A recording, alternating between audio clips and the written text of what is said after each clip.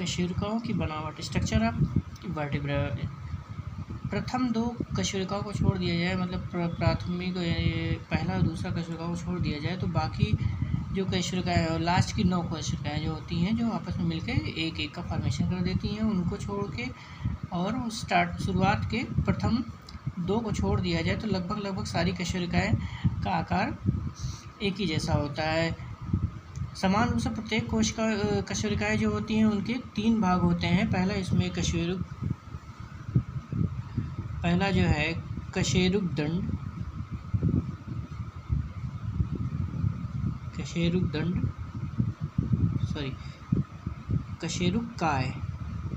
कशेरुकाय या किसी कह सकते हैं बॉडी ऑफ वर्टिब्रा।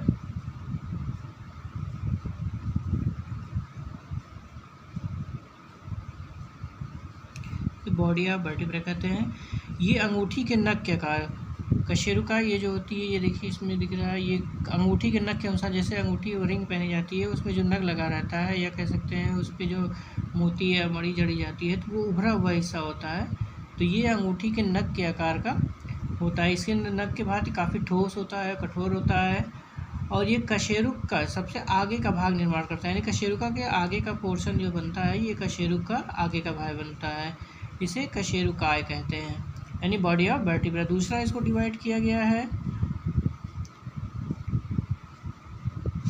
तंत्रिका चाप, यानी कि न्यूरल आर्क। जो पीछे का, यानी कि ये जो कशेरुकाय का जो पीछे का भाग होता है, चपटा सा वो इसमें दिखाई दे रहा है, पीछे जाके ये पिछले से मिलकर एक तंत्रिका चाप का निर्माण करता है, यानी कि नर्वल न्यूरॉन आर्क का निर्माण करता है। ये जैसे ही तंत्रिका चाप, ये आगे का उभरा हुआ भाग, पीछे का जो हिस्सा होता है, ये तंत्रिका चाप का निर्माण करता है। इसी में जो इसके चौड़ा वाला भाग होता है, इसी के ये हिस्से को पूरा तंत्रिका चाप कहा जाता है। इसी के किनारे बीच में भाग जो होता है दिखाई दे रहा है, इसमें ये नली जैसा बन जाता है, जिसमें न्यूरॉन होता है, इसी के अंदर इसकी नली जो होती है, धागे जैसे स्ट्रक्चर जो होता है, यानी न्यूरॉन जो होता है, इसी नलियों के माध्यम से ही नीचे जाता है। तीसरा स्टेप इसका है प्रवर्ध, यानी कि आर्टिकुलर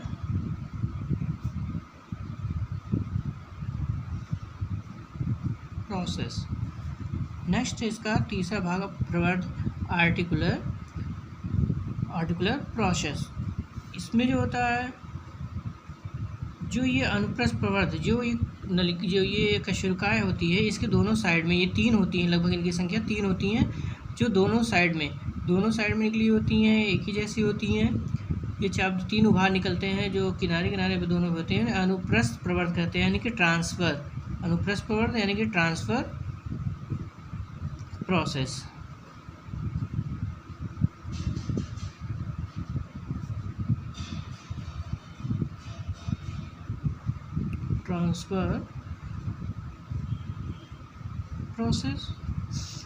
इसी को ये दोनों साइड में निकलती है, अनुप्रस्थ प्रवर्ध कहलाता है, ये ट्रांसफर प्रोसेस कहलाती हैं। इसी के बीच में निकले हुआ भाग दिखाई देता है, न्यूरल स्पाइन जो होता है, तंत्रिका कंटक जैसा ये बीच के हिसाब से दिखाई दे रहा है, तंत्रिका कंटक, इसी को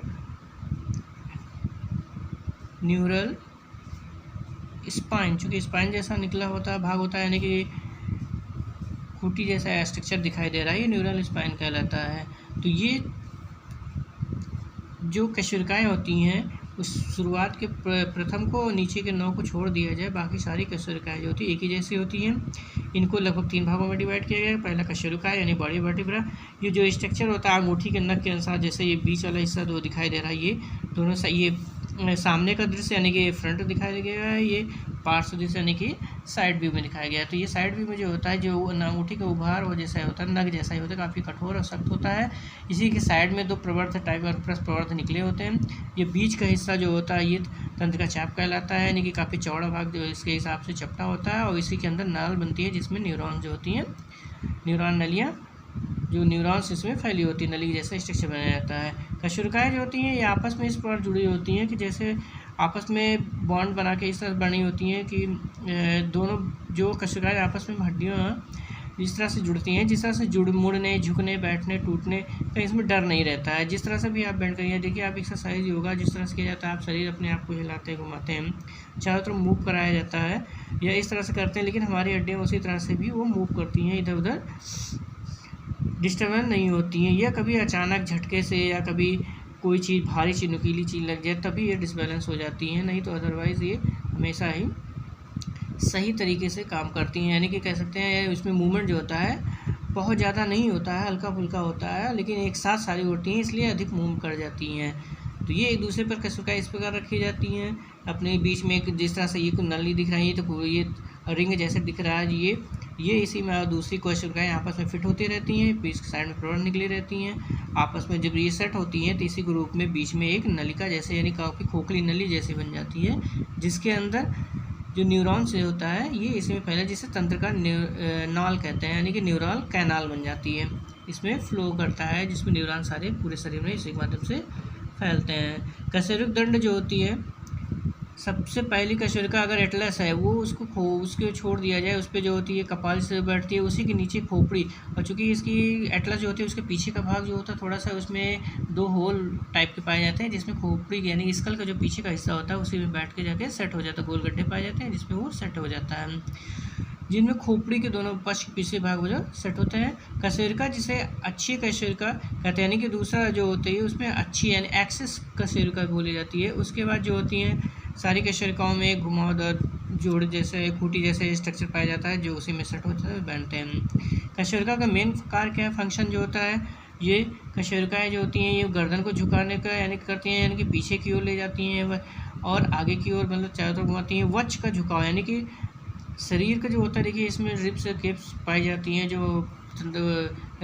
जो स्टार्टिंग में 1 से 12 तक 1 से 7 को छोड़ दिया जाए तो वक्षीय हिस्सा होती है, तो उसमें इस तरह से एस के आकार का स्ट्रक्चर पाया जाता है, जिसमें आपके शरीर को मूवमेंट यानी कि जो आगे के सामने का भाग होता है वो उभरा होता है, और पीछे यानी कि जहाँ पे कट पाई जाती है, कट के भाग के पीछे यानी कि जहाँ पे 2 हड्डियाँ आपस में 9 हड्डियाँ थी, 9 हड्डियाँ आपस में जुड़ती हैं, 5 और 4 1 बोन्स बनाती हैं, वो थोड़ा पीछे के साइड में एस आकार के बनता है। तो इस तरह से बनता है जैसे एस का आकार, ये आगे का उभार दिया और ये फिर पीछे के लेके जाता है, यानी कि इस तरह से कह सकते हैं, इस तरह से उभार दिया जाता है एस आकार का, इस तरह से, जिससे यहाँ पे क्या होता है आपका वक्ष बन जाता है। वक्ष माने इसमें पिंजर केस यानी केस बनता है, रिब केस बनता है, और उसके बाद ये आपका पीछे का हिस्सा बन जाता है जहाँ पे आपके पीछे का एक्सेस पाई जाती है, लास्ट में बोन जुड़ती है, तो ये जो बीच का हिस्सा हो जाता है, यानी कि कह सकते हैं इंटरनल ऑर्गन जो आपके पाए जाते हैं, जो इससे पेट होता है, इन सबको सुरक्षा प्रदान करने में भी इसको मदद मिल जाता है। अगर कि कोई भी चीज़ होती है फ्रंट में आती है, कोई भी चीज़ होगी तो अगर इसमें झटके लगेंगे, जोड़ लगेंगी, तो आप पहले सबसे इस हिस्से से टकराएगा, या पीछे बैक साइड से भी होगा तो ये आपको इस पर चोट लगेगा, तो ये आपको आगे के जो नाजुक चीज़ें होती हैं कह सकते हैं काफ़ी सेंसिटिव होती हैं, तो ये इंटरनल ऑर्गन जो होते हैं ये काफ़ी सुरक्षा प्रदान करती हैं, यानी कहते हैं रीढ़ की हड्डियाँ जो होती हैं यानी कि मेरुदंड जो होते हैं हमारे पूरे शरीर को एक बेस आधार देती हैं, जिसके आधार पे काफ़ी मजबूत यानी काफ़ी सुरक्षा प्रदान करती हैं, जिससे काफ़ी शरीर हमारा मूवमेंट के आधार पे ये काम करता है। तो इस तरह से ये शरीर में जो बहुत इंपॉर्टेंट चीज़ होती है यानी कि रीढ़ की हड्डी होती है, मेन होती है, इसमें झुकाव जो होता है, झुकाव होने के कारण इसमें अधिक संकुचन, और जो ये जो कशेरुकाएँ होती हैं यानी कि वर्टिब्रा जो होती हैं आपस में जो जुड़ती हैं, यानी कि वहाँ पे दोनों जोड़ के पास एक कार्टिलेज यानी कह सकते हैं एक उपास्थि के एक प्लेट जैसे स्ट्रक्चर पाया जाता है, जिसके माध्यम से वो दोनों आपस में रगड़ नहीं खाने पाती हैं और इनको हानि पहुँच यानी कि इसमें रफ या स्ट्रक्चर को बचाने के कारण यानी कि सुरक्षा प्रदान करने के लिए काम करती हैं। इस तरह से नहीं तो ये रप्चर भी हो सकती हैं, ब्रेक हो सकती हैं, आपस में टूटने से बच जाती हैं। तो इस तरह का स्ट्रक्चर होता है कशेरुकाओं को, जो आपस में इसमें जोड़ने का काम करती हैं, जो पूरे शरीर बॉडी को एक हिसाब से कंट्रोल का काम करती हैं।